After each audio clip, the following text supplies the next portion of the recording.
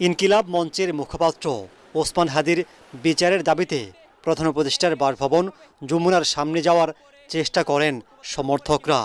Barricade ভেঙে সামনে যেতে চাইলে তাদের উপর বল প্রয়োগ করে পুলিশ।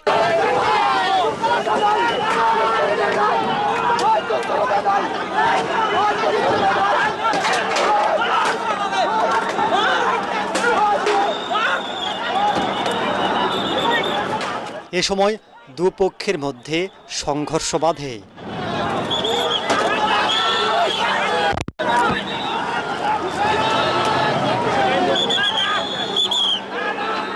পরে জলকামান, সাউন্ড গ্রেনেড নিক্ষেপ করে ছত্রভঙ্গ করে পুলিশ।